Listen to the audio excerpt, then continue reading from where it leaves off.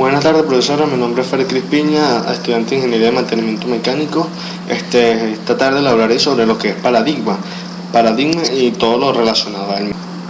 Otro concepto de paradigma también es el que se define como la epistemología, que es la ciencia del conocimiento, como aquel gran conjunto de ciencia o de creencias que permiten ver y comprender la realidad de una manera determinada, sea del punto de vista de cada quien.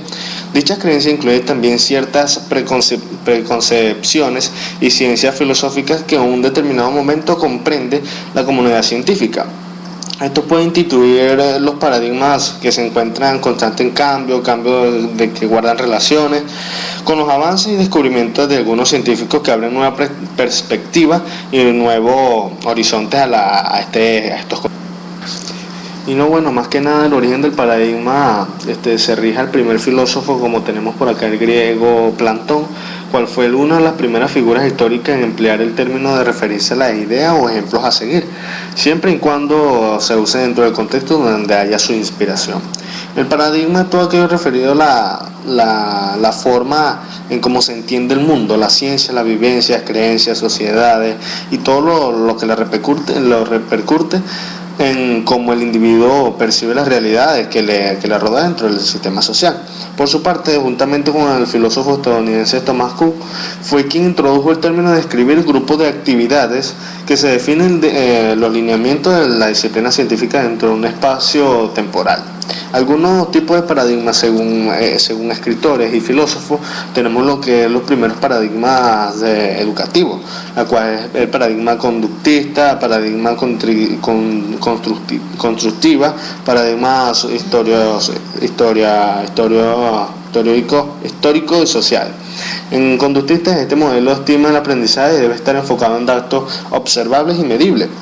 En paradigma constructivista es el paradigma que concibe al estudiante como un ente activo y cambiante, cuyo aprendizaje diario de ser incorporado de las experiencias previas y las estructuras mentales ya forjadas.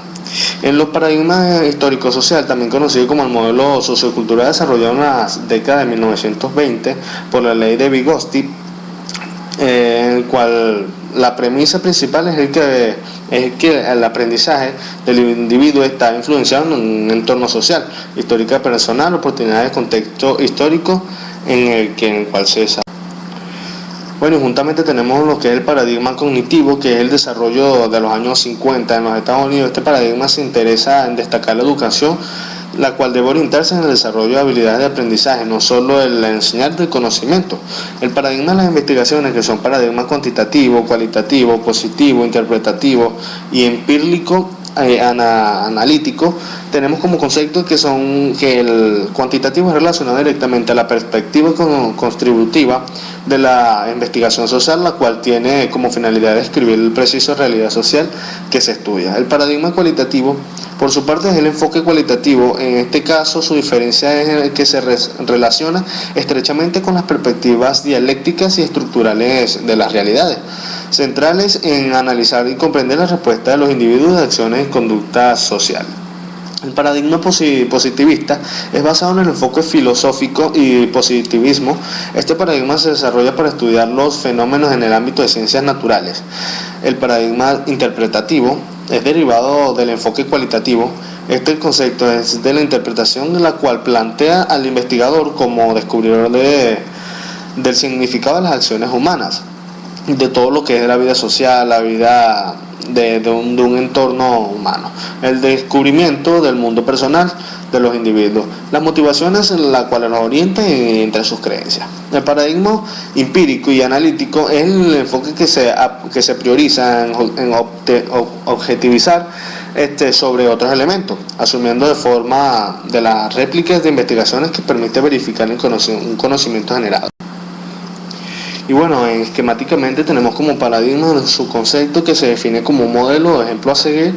Entre estos tipos de paradigmas existe paradigma científico, la cual, como dije anteriormente, según científicos y filósofos, Thomas Kuhn y entre otros, es un conjunto de prácticas que definen una disciplina científica. El paradigma científico se rige por lo que se debe observar y escrutar. para hallar respuesta y relación al objetivo. El tipo de interrogante que se supone que hay que formular en cada pregunta, que cómo deben interpretarse los resultados de la investigación científica y cómo deben interpretarse los resultados de las investigaciones científicas, teoría o hipótesis. En todo esto se puede entender como preguntas a que se debe relacionar con cómo cuestionar preguntas, podríamos decirlo.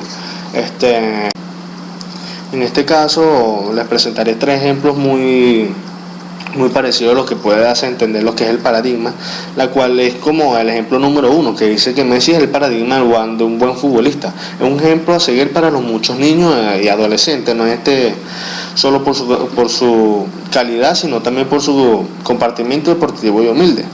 El ejemplo 2 dice vida sana.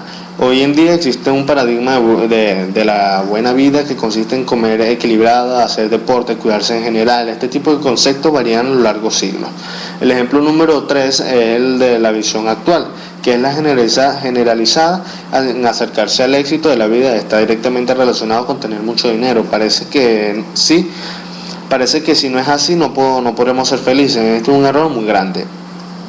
Entre otras cosas, podemos observar lo que es un paradigma. Entre investigaciones, encontré un video la cual mostraban ciertos monos encerrados en una jaula, mostraban una escalera y mostraban una banana, un cambur. Un mono de ellos subía, le dio hambre, subió. Al agarrar la banana, los 4 que quedaron debajo, fueron todos bañados con agua fría. Se conoce muy bien que a los monos no les gusta bañarse con agua y mucho menos si es fría. Entonces los monos quedaron en una intriga porque lo mojaron. El mono siguió haciendo la misma y cada vez que subía lo mojaba. Entonces uno de ellos decidió como hacer algo como ya no nos podemos mojar, y prefirió hacer algo al respecto de esta situación. Fue y cada vez que el mono iba a subir, agarraban al mono y lo agarraban a palo. El mono quedaba todo golpeado, bajaba cuando tenía hambre y así sucesivamente. Cada vez que intentaba subir lo golpeaban.